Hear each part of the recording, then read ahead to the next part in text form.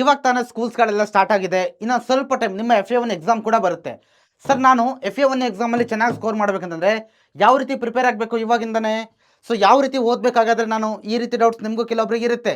ಅಯ್ಯೋ FA1 ಏನೇನು ಬಂದೇ ಬಿಡುತ್ತೆ, ನಿಮಗೆ ಗೊತ್ತಾಗಲ್ಲ, ಟೈಮ್ ಹೋಗಿದ್ದೆ ಗೊತ್ತಾಗಲ್ಲ, ಬಂದೇ ಬಿಡುತ್ತೆ ಎಕ್ಸಾಮ್ಸು ಅಲ್ವಾ? ಸೊ ಅದಕ್ಕೋಸ್ಕರ ನಾನು ಈ ಒಂದು ವಿಡಿಯೋದಲ್ಲಿ ನಿಮಗೆ FA1 ಎಕ್ಸಾಮ್ಗೆ ಒಂದು ರೋಡ್ ಮ್ಯಾಪನ್ನು ಕೊಟ್ಟಿದ್ದೀನಿ. ಅಂದರೆ ಯಾವ ರೀತಿ ಓದಬೇಕು ಅದೆಲ್ಲದ್ರ ಬಗ್ಗೆ ಕೊಡ್ತೀನಿ, ಓಕೆನಾ? ಸೋಷಿಯಲ್ ಸೈನ್ಸ್ ಸಬ್ಜೆಕ್ಟ್ ರಿಲೇಟೆಡ್ ಕೊಡ್ತಾ ಹೋಗ್ತೀನಿ. ಸೊ ನೀವು ಇದನ್ನು ಫಾಲೋ ಮಾಡಿದ್ರೆ ಡೆಫಿನೆಟಾಗಿ ಒಳ್ಳೆ ಸ್ಕೋರ್ ನಿಮಗೆ ಬಂದೇ ಬರುತ್ತೆ. ಕ್ಲಿಯರಾ? ಸೊ ಯಾವ ರೀತಿ ಅಂತ ನೋಡ್ತಾ ಹೋಗೋಣ ಹಾಗಾದರೆ. ಸೊ ಕಮೆಂಟಲ್ಲಿ ಎಲ್ಲರೂ ಕೂಡ SST ಅಂತ ಹಾಕಬೇಕು, ಓಕೆ?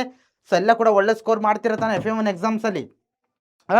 ಸ್ಟಾರ್ಟಿಂಗ್ ಇವಾಗ ತಾನೇ ಬಂದಿದ್ದೀರಾ, ಒಳ್ಳೆ ಜೋಶ್ ಇದೆ, ಹೊಸ್ದಾಗಿ ಎಲ್ಲ ಕಲಿಬೇಕು.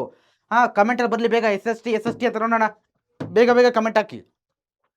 ಸೊ ಯಾವ ರೀತಿ ಸ್ಟಡಿ ಮಾಡೋದಂತ ನೋಡ್ಕೊಬರೋದಾದ್ರೆ, ಸೊ ಫಸ್ಟ್ ಒನ್ ನೋಡಿ, ನೋ ಯುವರ್ ಚಾಪ್ಟರ್ಸ್ ಅಂತ ಕೊಟ್ಟಿದ್ದೀನಿ. ಫಸ್ಟು ಇದು ವೆರಿ ವೆರಿ ಇಂಪಾರ್ಟೆಂಟ್. ಏನಪ್ಪ ಅಂತಂದರೆ ನಿಮಗೆ ಫಸ್ಟು ಎಕ್ಸಾಮ್ಗೆ ಏನಕ್ಕೆ ಗೊತ್ತಿರಬೇಕಪ್ಪ ಅಂದರೆ ಯಾವ ಚಾಪ್ಟರ್ ಇದೆ ಅನ್ನೋದು ನಿಮಗೆ ಸರಿಯಾಗಿ ಗೊತ್ತಿರಬೇಕು. ಕ್ಲಿಯರಾ?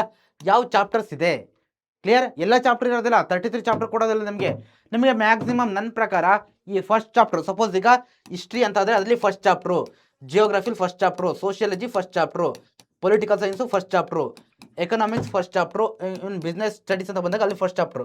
ಓಕೆ, ಸೊ ಕನ್ಸಿಡರ್ ಮಾಡಿ. ಓಕೆ, ನಿಮಗೆ ಸ್ಕೂಲ್ಗಳಲ್ಲಿ ಆಲ್ರೆಡಿ ಹೇಳ್ತಾರೆ ಯಾವ್ಯಾವ ಚಾಪ್ಟರ್ ಇದೆ ಅಂತ ಎಲ್ಲ ಹೇಳ್ತಾರೆ.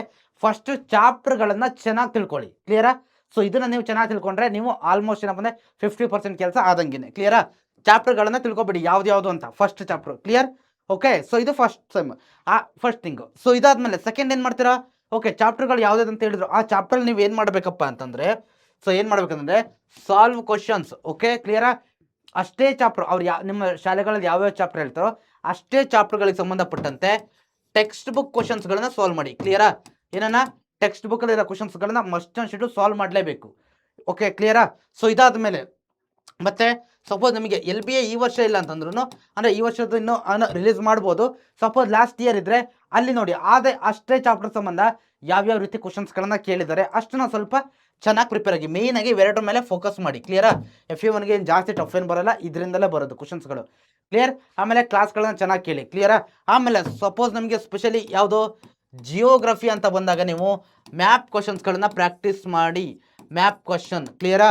ನಿಮಗೆ ಫಸ್ಟ್ ಚಾಪ್ಟರ್ ಇದೆಯಲ್ಲ geography, India geographical position and physical features, ಈ ಚಾಪ್ಟರ್ ನಿಮಗೆ ಮ್ಯಾಪ್ ಕೊಡ್ಬೋದು. ಕ್ಲಿಯರಾ? 2 ಮಾರ್ಕ್ಸಿಗೆ ಕೊಡ್ಬೋದು, ಯಾವ್ದಾದ್ರು 2 ಪ್ಲೇಸು. ಕ್ಲಿಯರ್? ಹಾಗಾಗಿ ಜಿಯೋಗ್ರಫಿಯಿಂದ ನೀವು ಮ್ಯಾಪಿಂಗ್ ಕ್ವಶನ್ಸನ್ನು ಕಲೀಲೇಬೇಕು. ಕ್ಲಿಯರಾ? ಸೊ ಇನ್ನು ಮಿಕ್ಕಿದ್ದೇನಿದೆಯಪ್ಪ ಅಂತಂದರೆ, ಸೊ ಕ್ವಶನ್ಸ್ಗಳನ್ನ ಟೆಕ್ಸ್ಟ್ ಬುಕ್ ಮತ್ತು LBA ಕ್ವಶನ್ಸು ಬೇರೆ ಬೇರೆ ಡಿವಿಷನ್ಸನ್ನು ಸಾಲ್ವ್ ಮಾಡ್ತೀರಾ. ಕ್ಲಿಯರಾ? ಅದರಲ್ಲಿ 1 ಮಾರ್ಕ್ ಕ್ವಶನ್ಸು 2, 3, 4, 5 ಇಷ್ಟು ಕೂಡ ನೀವು ಸಾಲ್ವ್ ಮಾಡಬೇಕು. ಕ್ಲಿಯರಾ? ಇಷ್ಟೇ. ಆಮೇಲೆ ನೆನ್ಪಿಟ್ಕೋಬೇಡಿ. ಸೊ ನೆಕ್ಸ್ಟ್ ಏನು ಮಾಡ್ತೀರಪ್ಪ ಅಂತಂದರೆ ವೆರಿ ವೆರಿ ಇಂಪಾರ್ಟೆಂಟು. ಕ್ಲಿಯರಾ? ಇದು ನೋಡಿ, ಪ್ರಾಕ್ಟೀಸ್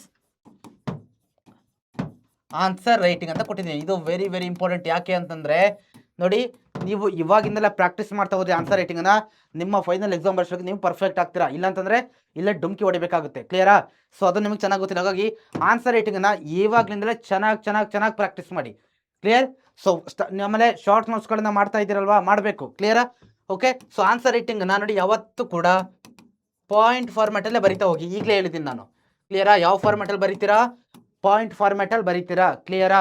ಯಾವ ಕಾರಣಕ್ಕೂ ಕೂಡ ಪ್ಯಾರಾಗ್ರಾಫ್ ವೈಸಲ್ಲಿ ಬರೀಲಿಕ್ಕೆ ಹೋಗಬೇಡಿ. ಪಾಯಿಂಟ್ ಫಾರ್ಮ್ಯಾಟಲ್ಲೇ ಬರೀಬೇಕು. ನಿಮಗೆ ಸಪೋಸ್ ನಿಮಗೆ 2 ಮಾರ್ಕ್ ಕ್ವಶನ್ಸ್ ಇದೆ ಅಂತಂದರೆ 4 ಪಾಯಿಂಟ್ಸ್ ಬರೀಬೇಕು ಮಿನಿಮಮ್. 3 ಮಾರ್ಕ್ ಕ್ವಶನ್ಸ್ ಇದೆ ಅಂತಂದರೆ 6 ಪಾಯಿಂಟ್ಸ್ ಬರೀಬೇಕು.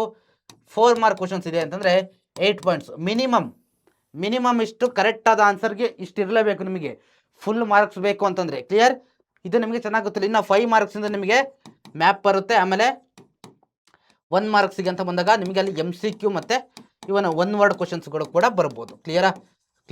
ಓಕೆ, ಇಷ್ಟೇ ಸಿಂಪಲಾಗಿ ಇಷ್ಟು ಮಾಡಿ. ಏನು ಜಾಸ್ತಿ ಟಫ್ ಇರಲ್ಲ, ಜಸ್ಟ್ 20 ಮಾರ್ಕ್ಸಿಗೆ ಇರುತ್ತೆ. ಜಾಸ್ತಿ ತಲೆ ಬಿಸಿ ಮಾಡ್ಕೊಳ್ಬೇಡ. ಓಕೆ, ಮತ್ತು ಆ ಇಂಪಾರ್ಟೆಂಟ್ ಕ್ವಶನ್ಸ್ ಯಾವ್ದು ಇರ್ತಾರೋ ಅದನ್ನು ಓದಿ ಆನ್ಸರ್ ರೈಟಿಂಗ್ ಪ್ರಾಕ್ಟೀಸ್ ಮಾಡಿ. ಫಸ್ಟ್ ಚಾಪ್ಟರ್ಗಳನ್ನು ತಿಳ್ಕೊಳ್ಳಿ. ಓಕೆ, ಸೊ ಇಲ್ಲಿ ನಾನು ಹೇಳಿದ್ದೀನಿ, ಇಷ್ಟು ಮಾಡಿ ಡೆಫಿನೆಟಾಗಿ ಒಳ್ಳೆ ಮಾರ್ಕ್ಸ್ ತಗೊಳ್ತೀರಾ. ಕ್ಲಿಯರಾ? ಮತ್ತು ಸೋಷಿಯಲ್ ಸೈನ್ಸ್ ಸಂಬಂಧ ನಿಮಗೆ ಏನೇ ಡೌಟ್ಸ್ ಇದ್ರು ಅಥವಾ ಯಾವುದೇ ರೀತಿ ವೀಡಿಯೋ ಬೇಕಂದ್ರೆ ಕಮೆಂಟ್ ಸೆಕ್ಷನಲ್ಲಿ ಆಗ್ತಾ ಹೋಗ್ಬೋದು. ಕಮೆಂಟಲ್ಲಿ SST ಅಂತ ಹಾಕೋದನ್ನು ಕೂಡ ಮರಿಬೇಡಿ. Thank you.